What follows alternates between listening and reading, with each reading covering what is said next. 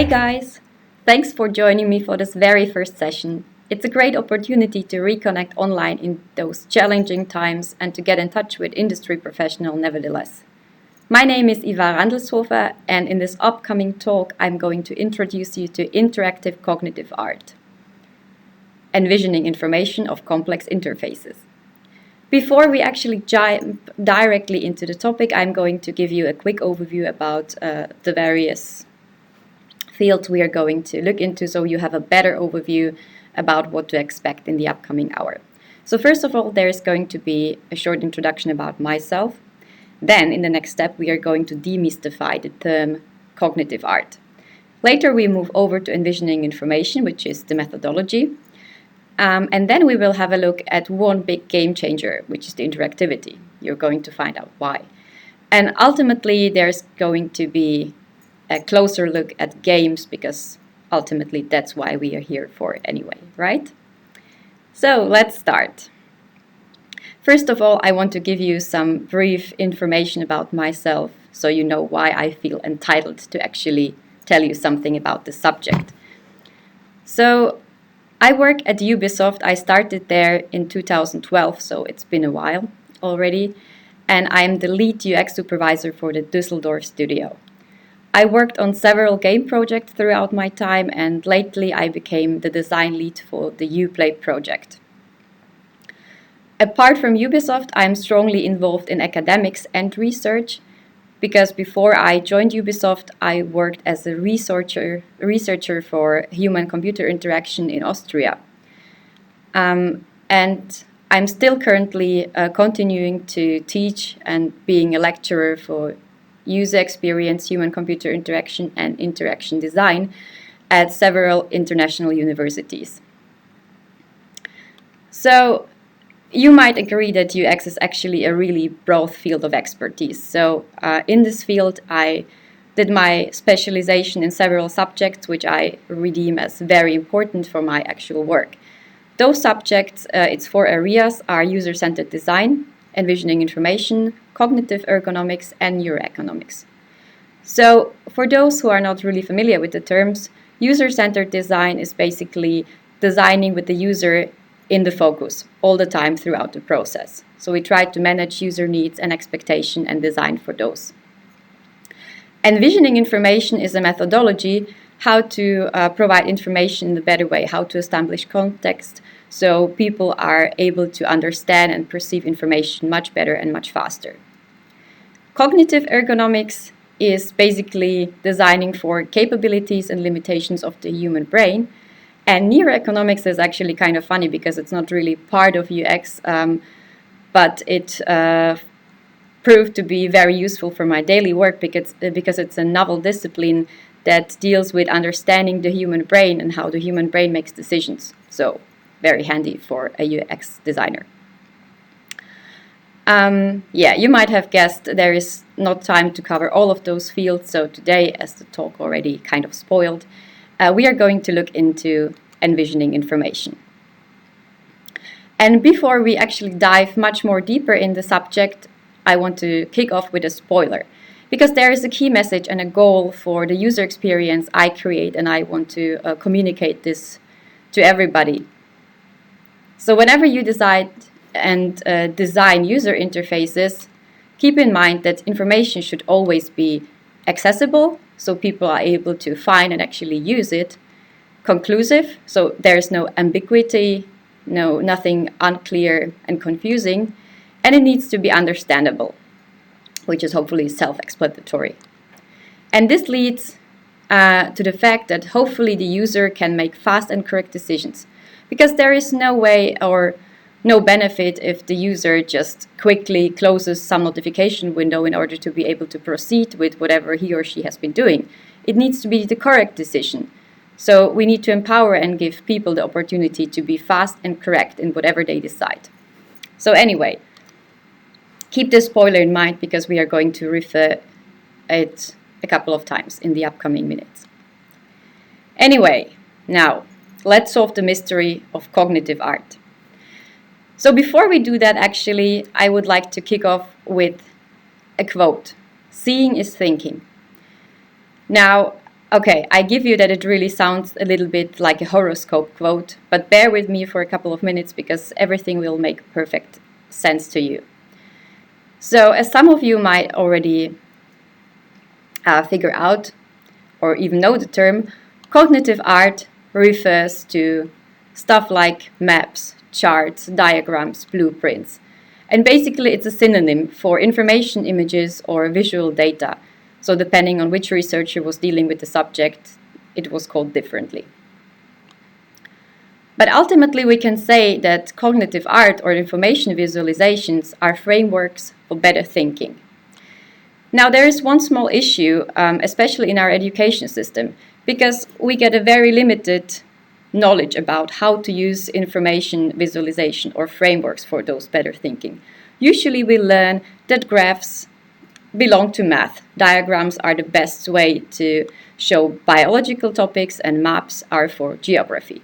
But maybe this is not always the case. Maybe a graph is not always the best visual representation of mathematical formulas. Maybe something would be better. But now it's kind of up to us to really train this visual skill and improve it better. So the main question is, how do we conceptualize those tools for better data display? Now let's have a look. First of all, we need to distinguish between the term visualization and visual images, because visual images are usually artistic pieces of either decoration or something for an aesthetical reasons. They don't really bear information compared to visualization that are meant to be inquired, to really offer some kind of information that needs to be processed and understood by the human being. So there are different types of visualizations. First of all, we have the representational visualizations, which are pretty straightforward. So I think all of you can agree that we are looking at some kind of building, a blueprint, a prototype. So there is actually not much additional information or skill that I need to have in order to understand what I'm looking at. Compared to this, a little bit more difficult are the abstract visualizations, like various images of brain imaginary, the ECG, EEG, and other types of more complex abstract visualizations. And for those one, it's actually really crucial to be able to understand what we are looking at. People need to be trained and have a specific skill in order to be able to interpret and make correct decisions about information presented in those abstract visualizations. Because I think we all can agree, being able to read those kinds of visualization can be literally life-saving. So whenever you as a designer decide to choose some form of a visualization, always keep in mind and figure out what your audience is. What's the user? What kind of skills do they have? What kind of prior knowledge? So context is always the key to be able to make the right decision about the right visualization. Let's have a look at an example. What is this? I'm pretty sure that actually some of you really do know what this is, but maybe not in this form. So let's change the shape of information. Let's try to make it a little bit more visible. Does it ring a bell now? So this is the Mandelbrot set. It's the visualization of this mathematical formula I've been showing you before. And actually this is a really great example because even without the need of really understanding any kind of deeper mathematics, the main features here, the recurring fractal shapes, are really visible to everybody. So without being an expert in maths, still having a look at this picture will give you some information about this formula. Let's try another example. What about this one? It's a little bit easier. Okay, geodata, right? But then the question is where, or where exactly? Okay, let's solve the mystery. So this would actually be the venue of this conference, at least from last year.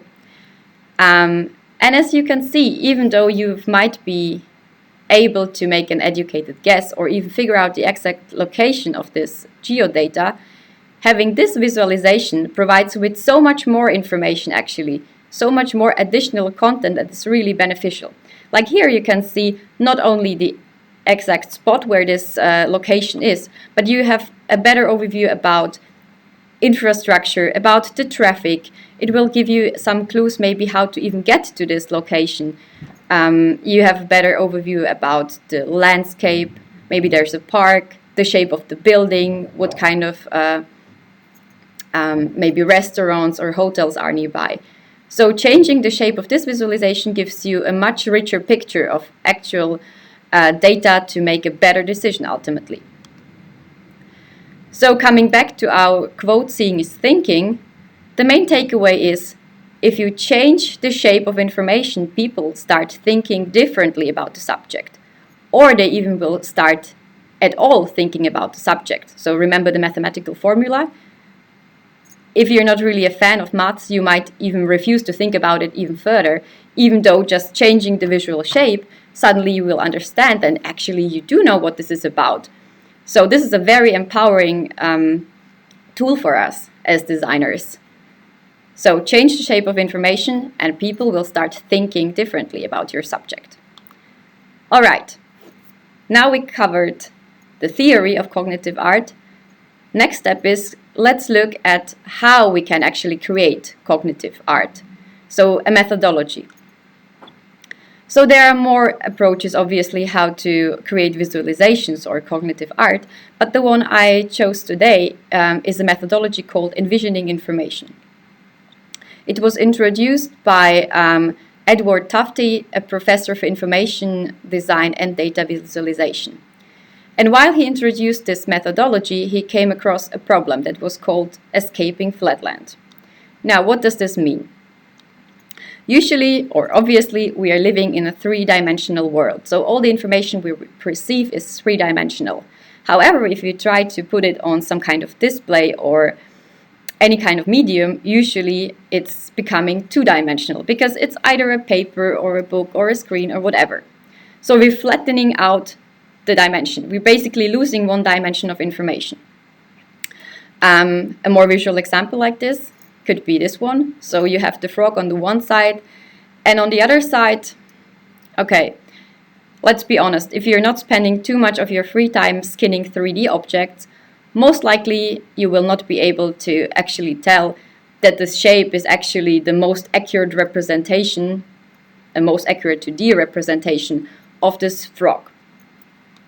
So we can say that the more abstracted the 2D representation of the data is, the more difficult it is for us to actually make the connection to the real facts. So in order to improve this missing dimension, Tufte introduced a set of 5 principles that we as designers can use to improve our data visualizations. So let's have a quick look at those principles. The first one is called micro and macro readings. So similar to this quote attributed to Einstein, it says that everything should be made as simple as possible, but not simpler. Because simplicity does not necessarily equal clarity. So let's have a look.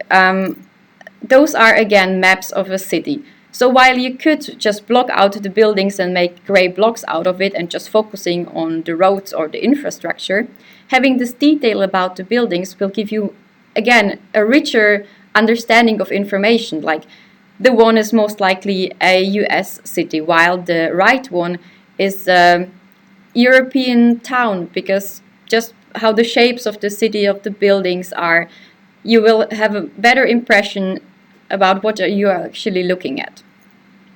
A similar example, actually more relevant maybe to us as designers, is the question about, for example, flat and skeuomorphic design. So while flat and minimalistic design is definitely very trendy and visually appealing, in terms of usability and actually understanding the information, a skeuomorphic design is much easier for the users and for us as human beings to understand, because it's very clear where the parts are where I should enter my text. The actual shading and the shadow and the highlights of the button really are very significant for something that needs to be pushed. So it's more straightforward, more related to our reality, so it's easier to quickly understand what this is about. So basically we can sum it up that to clarify, sometimes adding detail might be a good idea. All right, next principle. This one is called layering and separation, and it deals with the 1 + 1 = 3 problem, which is the flatland problem of, again, losing one dimension. So let's have a look at this example. This is a deconstruction of a mechanical device with an additional layer of information. There's most likely like a legend that explains every single part of this device. And while it's really visible on the right image, where you have the colorful overlay and the black and white deconstruction of the mechanical device, if you remove the color, as you can see in the left image, you see that everything becomes like a huge mess of noisy artifacts, and it's not even readable and clear what I'm looking at. It becomes like one, and it's not understandable at all. Another great example, which I really like, is this one. So what are we looking at? It's a pie chart, right? But obviously it's not just a pie chart. Because once you saw this sunny and shady side of the pyramid and the sky, this is a piece of information, an artifact that you cannot unsee again. So no matter how important or crucial the actual information would be that you tried to communicate with this pie chart, this artifact of information that actually doesn't have to do anything with the real information still sticks to the back of our mind, and we are not ever going to get rid of this. So again, a distinction between information layers is crucial, but also adding color is very important because it helps us to distinguish information layers. And this brings us to the next principle, which is color and information. Because color is sensitive to interactive contextual effects. And also we as human beings have a very straightforward idea on how color should be used in context from our daily lives. So let's have a look at a great example, a map. So this one is really straightforward. Like you have the blue for the water, the yellowish brown for the land. And you can even distinguish depths of the sea or the water by the different shades of blue. So there's like nothing ambiguous, right? Let's have a look at this one. This is a little bit more challenging. So let's start with the first easy one, blue. Might be water, right? The green, land, okay? What's the yellow? Is it like the shore? But then why is it in the middle of the mountains? Or is it a desert? Who knows? And what's the red one? Like lava? So as you can see, being very random with colors can bring lots of confusion to interpretation of information. And why it's said that basically the human eye can technically distinguish between like up to 1 million shades of colors, there is a limit of the visual memory.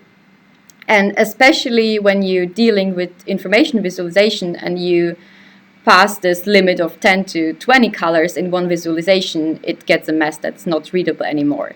So yeah, like this. Never ever do this, please.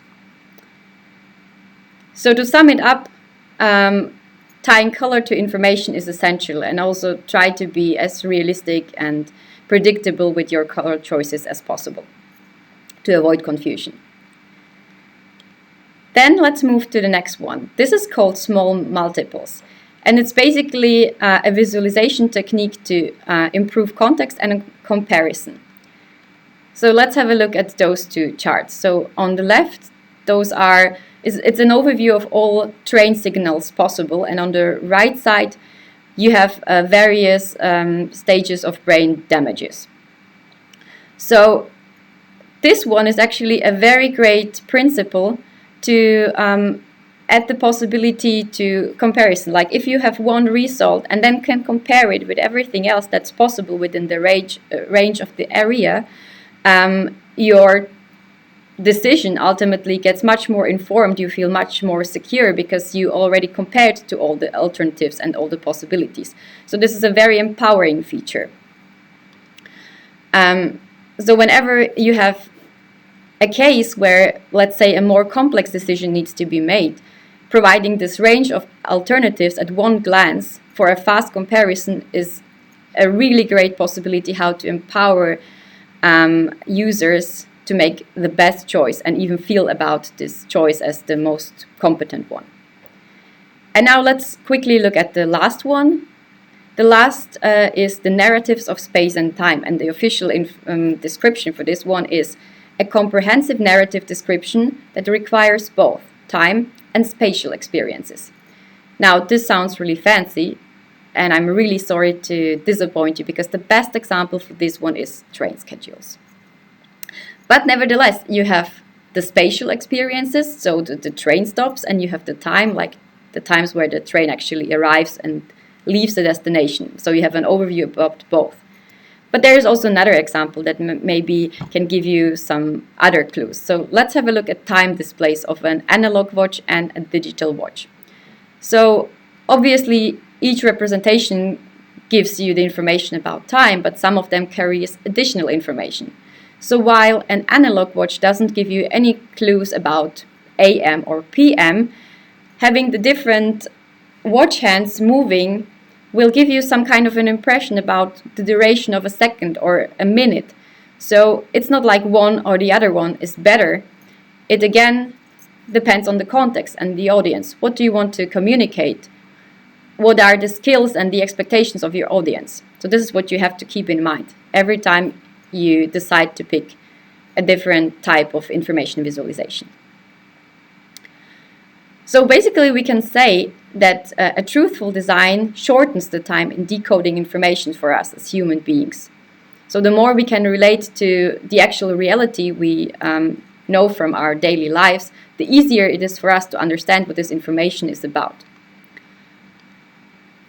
And we can say that the main visual task of cognitive art or information visualization definitely is to provide contrast, comparison, to help our users to make the right choice. And basically this ends in being able to make fast and correct decisions. So remember our spoiler? Here it is. Okay, now we covered theory, we covered methodology, and let's have a look at the awesome game changer, interactivity.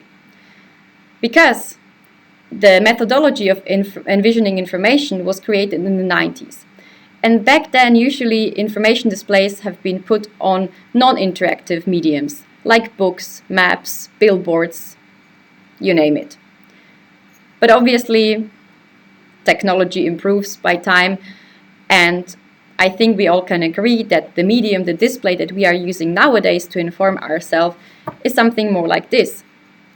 So a display of a phone, a tablet, a computer. And those displays are highly interactive. And this changes a lot, because previously we could use maybe one or two, maximum 3 of the principles at the same time within one visualization. But now with an interactive display, it's easy to actually put all the principles that we had looked at previously together on one display. So let's have a look. Let's take Google Maps as an example. So here, for example, if you wanted to have a macro display of the Earth, you basically needed a completely different medium that if you wanted to basically check the streets and have something on a micro level.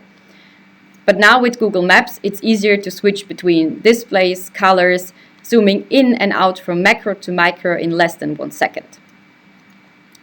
The layering and separation is also very easy, because you can easily add a layer of information on top, and it's definitely easily distinguishable between the actual map and the information layer. The small multiples, you remember, the choices and alternatives at one glance is also very easy. So let's say I'm looking for a restaurant in the city. It's super easy to use the information layer to get an overview about restaurants.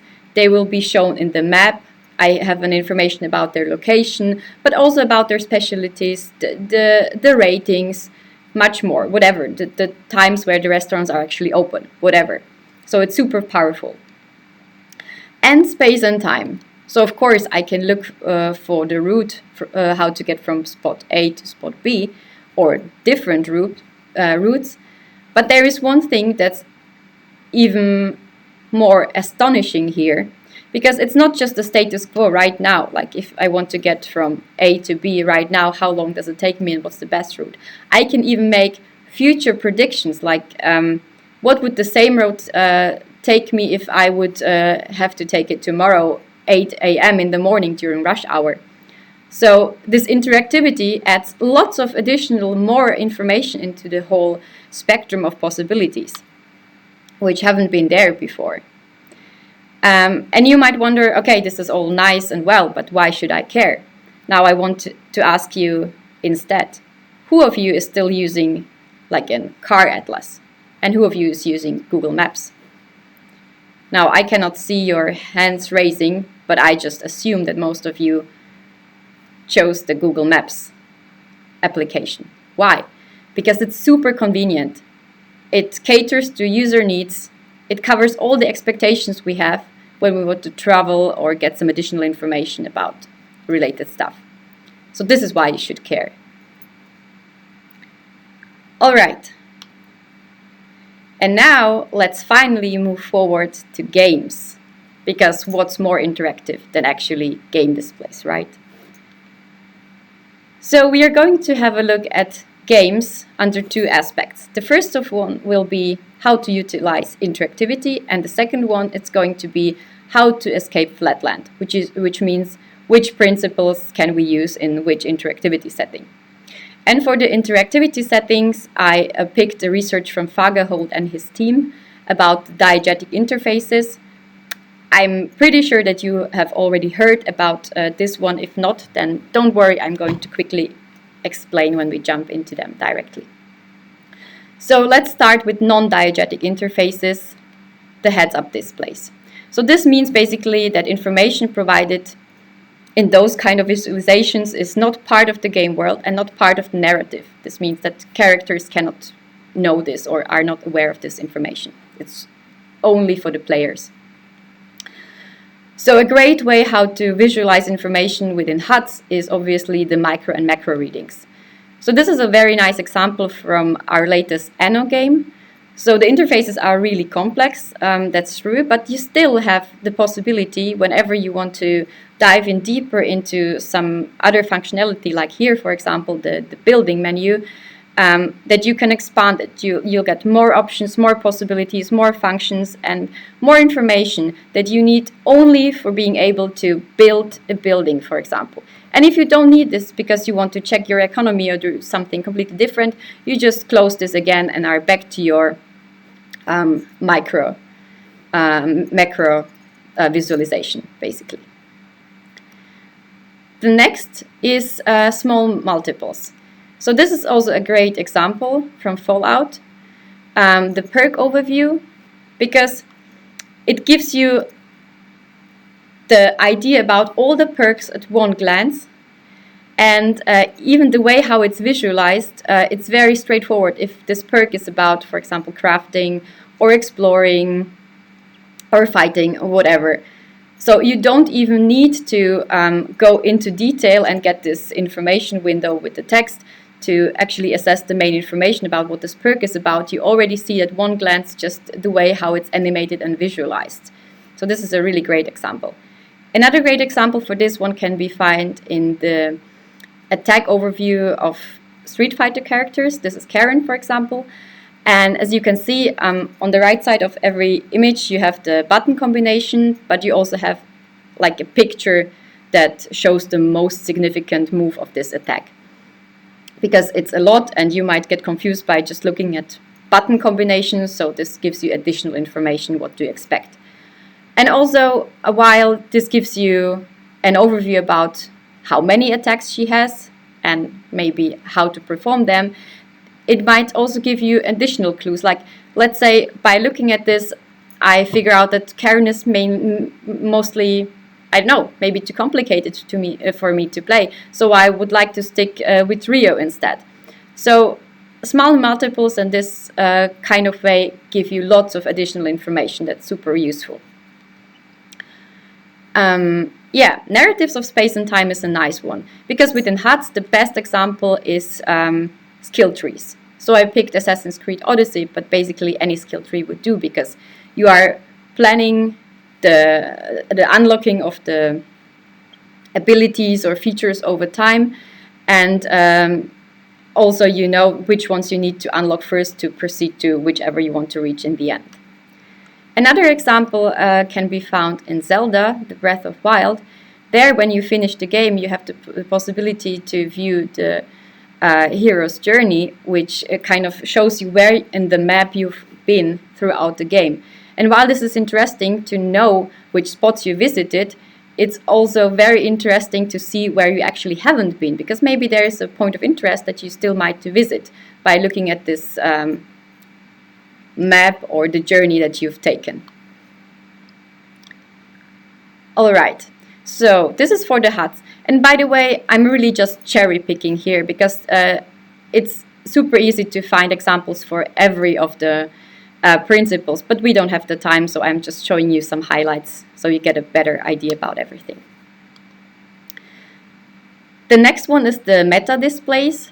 This basically means that information we provide in meta displays are part of the narrative, so the characters are aware of it, but it's not part of the game world, so it's not seamlessly integrated into the 3D world. Mainly the most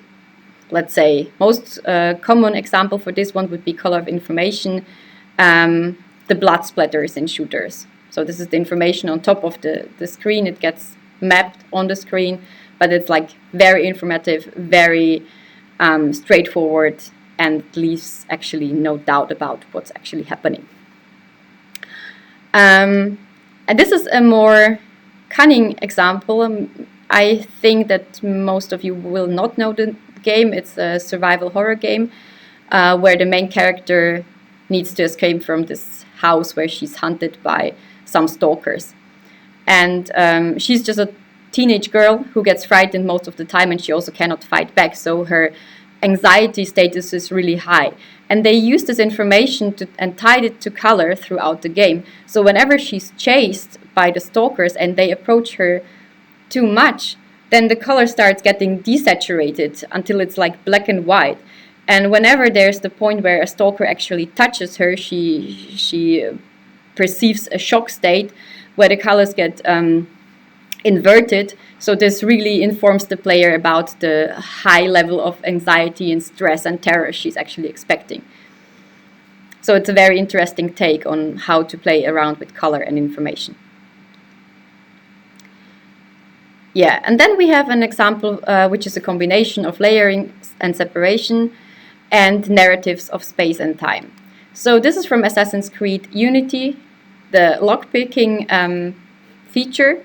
So while you see that there is this additional information layer on top, this block, you have the cylinder with the different blocks in there, and you can really track your progress. Like you know how much you already unlocked, how much is missing, and this helps you to make a better decision about how you proceed, what's still missing, where in the progress you actually be. So it's a very informative information layer on top. Okay, so much for meta, and then we are moving over to spatial representation or spatial visualizations, which is basically information that is part of the game world, so it's really seamlessly integrated into the 3D world. However, it's not part of the narrative. This means the characters are not aware of this. It's again just information perceivable by the players. So here again we have layering separation that works very well. Here you can see while the visualization of information got implemented into the game very nice and neatly and doesn't disturb the immersion of the game because it's seamlessly integrated, it's still very clear that these pieces of information are not really part of the game world as such. So the characters are not aware of this. It's really for the player, a nicely integrated information within the game world. Color information is also a very useful one. So for example, here in those examples, you can see that color can guide you to points of interest, or as in the example of Far Cry, it can help you to like round up information or improve your shooting experience, basically by rounding up the shape, rounding up the information that you wouldn't see otherwise. And this brings us to the last part, the diegetic interfaces, and those are the ones where the information is part of the game's world and part of the narrative. And I think the most famous diegetic interfaces can be found in Dead Space, obviously, or in Far Cry, the map. So I didn't pick them because I'm pretty sure that you are aware of those. But similar examples, because this is also part of layering and separation again, can be found in those kind of games. So again, it's, for example, the map or a piece of information that the character is actually holding and reading or using him or herself.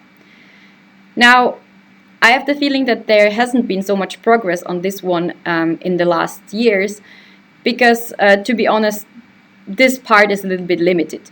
Because while we do not want to disturb immersion, we still need to make sure, that, even for players, that this piece of information is really readable. So, like really for designers, applications here is a little bit limited. Luckily, there are other principles that we can use very nicely within the principle of diegetic interfaces. And those are one of my favorite ones, the micro and the macro reading. And this is a super great example. Now, I really hope that you are aware of Left 4 Dead or already played it. And if don't, like, please do this. So here we have the witch. I just picked her among the other special infected, but that's fine again. She's very significant. So here in the game, before you actually see her in this micro level and then most likely die, there are many clues that get provided to the player on a macro level. Like, first of all, when you're roaming the area, the first thing you see or hear actually is her singing.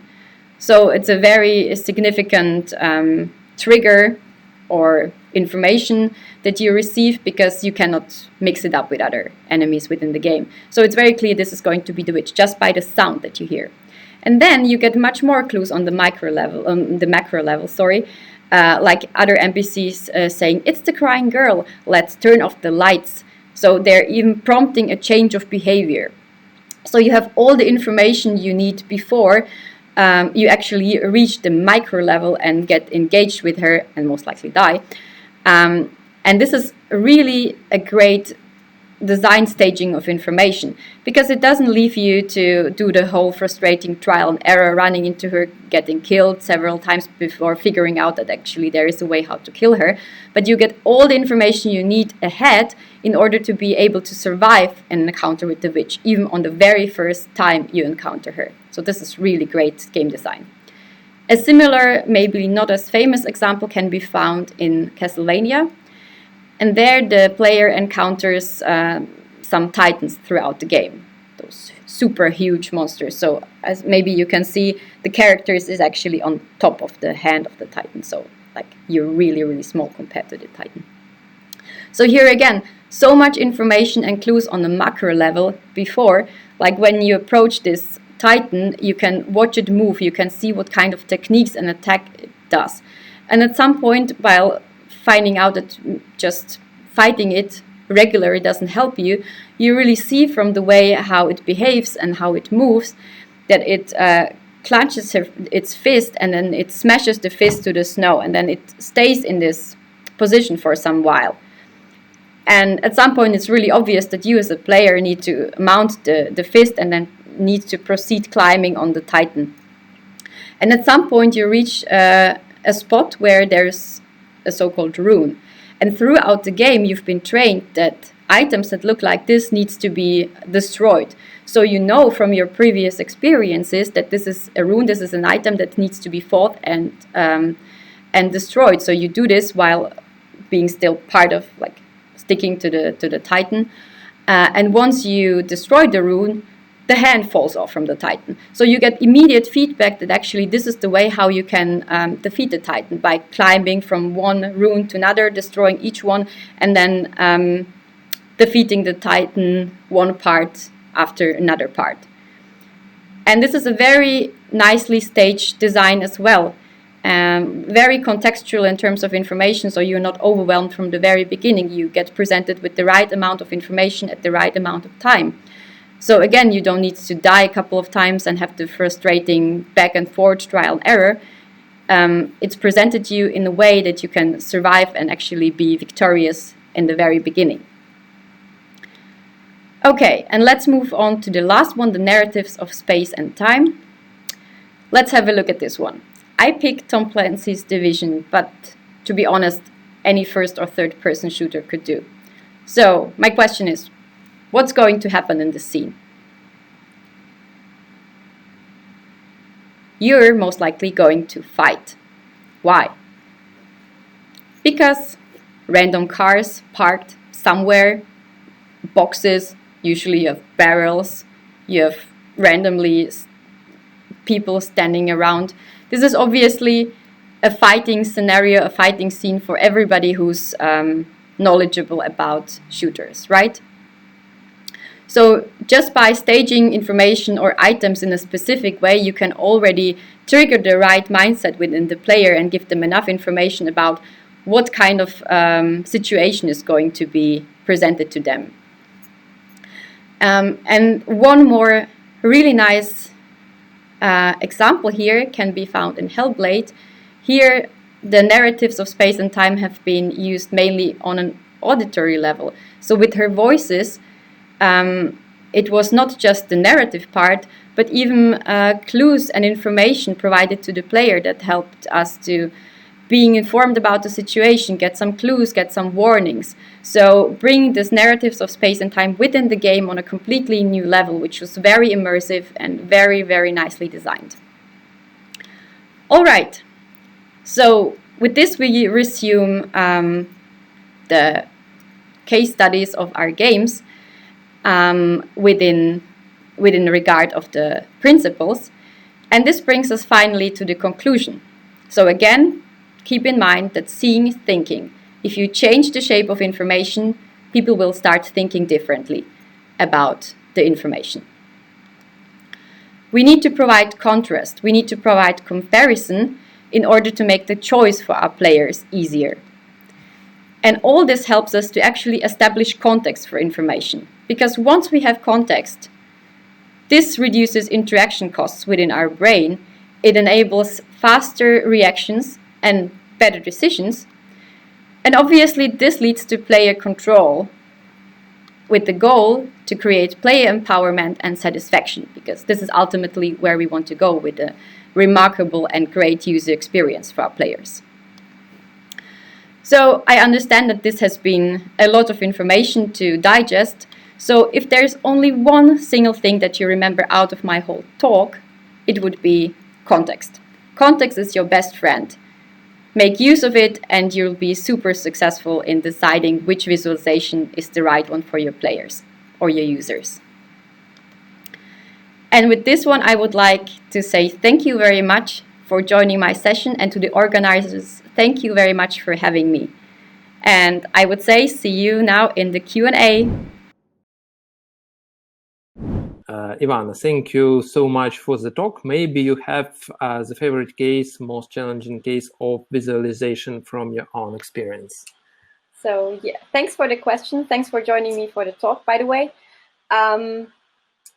Yeah, so I think that the most challenging one, I would like to address this first, because again, this is very dependent on the context. Like, you need to know what kind of genre you are creating interfaces for, and also what the audience expects. So my favorite examples are usually interfaces for Anno or Settlers or any other city builder economics game, which is usually very complex because lots of information needs to be conveyed to players.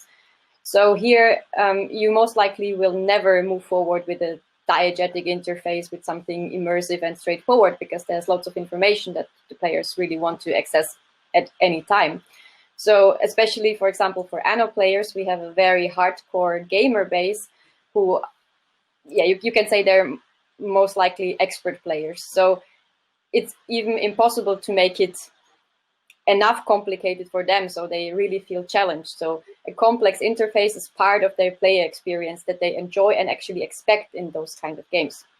Whereas, for example, games like Katamari Damacy, you don't really need any kind of interface because the whole interaction is like super straightforward. You have the ball and you roll the ball, and that's it. So again, it's all about the context and the player expectations. And about my favorite ones, I'm really a fan of Left 4 Dead and especially Portal, because it's so self-explanatory, so well prepared. Like in Left 4 Dead, you never really get lost, even if it's like a huge environment. There is so much information going on, implemented in the whole game world, not just by sounds, but the whole level design, the way how you are guided through the environment by light, by sounds, by NPC reactions. So it's very, very well staged, and I feel very empowered playing the game.